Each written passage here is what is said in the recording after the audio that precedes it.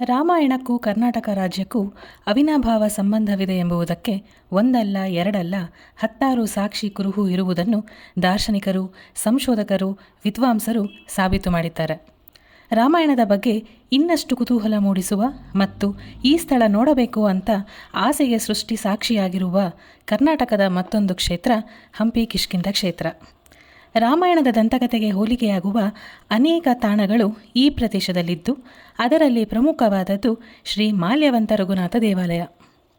ಹಂಪಿಯ ಮಾಲ್ಯವಂತ ಬೆಟ್ಟದ ಮೇಲಿರುವ ಈ ದೇವಾಲಯವು ವಿಜಯನಗರ ಸಾಮ್ರಾಜ್ಯದ ಕಾಲದಲ್ಲಿ ನಿರ್ಮಿಸಲ್ಪಟ್ಟ ಐತಿಹಾಸಿಕ ತಾಣವಾಗಿದೆ.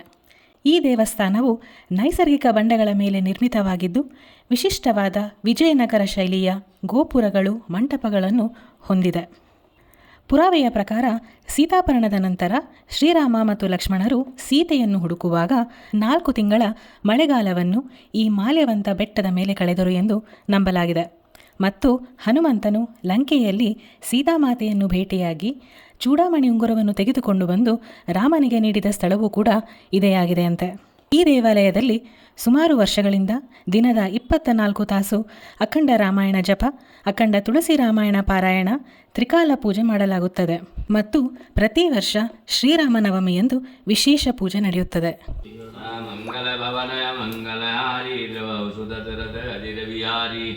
ಇನ್ನು ದೇವಾಲಯದ ಗರ್ಭಗುಡಿಯಲ್ಲಿರುವ ಶ್ರೀರಾಮ ಯೋಗಾಸನ ಭಂಗಿಯಲ್ಲಿ ಕಾಣಬಹುದು. ಬಿಲ್ಲು ಬಾಣಗಳಿಲ್ಲದೆ ಕುಳಿತಿರುವುದು, ಸೀತಾದೇವಿಯು ನಿಂತಿರುವ ಭಂಗಿಯಲ್ಲಿ, ಲಕ್ಷ್ಮಣನು ಕುಳಿತಿರುವ ಭಂಗಿಯಲ್ಲಿ ಹಾಗೂ ಹನುಮಂತನು ಚೂಡಾಮಣಿ ಉಂಗುರವನ್ನು ನೀಡುವ ಭಂಗಿಯಲ್ಲಿ ಕುಳಿತಿರುವುದು ಕಾಣಬಹುದು. ಮತ್ತೊಂದು ವಿಷಯವೇನೆಂದರೆ, ನೀರಿನ ಅಭಾವದಿಂದ ರಾಮನಿಗೆ ಬಾಯಾರಿಕೆಯಾದಾಗ ಲಕ್ಷ್ಮಣ ತನ್ನ ಬಾಣದಿಂದ ತೊರೆದು ನೀರು ಹರಿಯುವಂತೆ ಮಾಡಿದ ಕುರುಹುಗಳು ದೇವಾಲಯ ಹಿಂಭಾಗದಲ್ಲಿ ಕಾಣಬಹುದು. ಇದನ್ನು ಲಕ್ಷ್ಮಣ ತೀರ್ಥ ಎಂದು ಕರೆಯುತ್ತಾರೆ. ಹಾಗೂ ಸುತ್ತ ಕಲ್ಲಿನ ರಚನೆಯಲ್ಲಿ ಸುಮಾರು 29 ನಂದಿಗಳು ಮತ್ತು ಶಿವಲಿಂಗಗಳು ಕಾಣಬಹುದು. ಪೌರಾಣಿಕ ನಂಬಿಕೆಯ ಪ್ರಕಾರ ಶ್ರೀರಾಮನೇ ಶಿವನ ಆರಾಧನೆ ಮಾಡಿದ ಪವಿತ್ರ ಸ್ಥಳ ಆಗಿರುವುದರಿಂದ ಇಲ್ಲಿ ಶಿವಾಲಯವನ್ನು ನಿರ್ಮಿಸಲಾಗಿದೆ. ಮತ್ತು ಇಲ್ಲಿನ ಗೋಡೆಗಳ ಮೇಲೆ ಜಲಚರಗಳ ಕೆತ್ತನೆಯನ್ನು ಕೂಡ ನಾವು ಕಾಣಬಹುದು. ಹಾಗೂ ಮತ್ತೊಂದು ವಿಶಿಷ್ಟವೇನೆಂದರೆ, ಬೆಟ್ಟದ ಮೇಲಿರುವ ಈ ದೇವಾಲಯದಿಂದ ಅದ್ಭುತವಾದ ಸೂರ್ಯೋದಯ ಹಾಗೂ ಸೂರ್ಯಾಸ್ತದ ದೃಶ್ಯಗಳನ್ನು ಕಣ್ತುಂಬಿಸಿಕೊಳ್ಳಬಹುದು.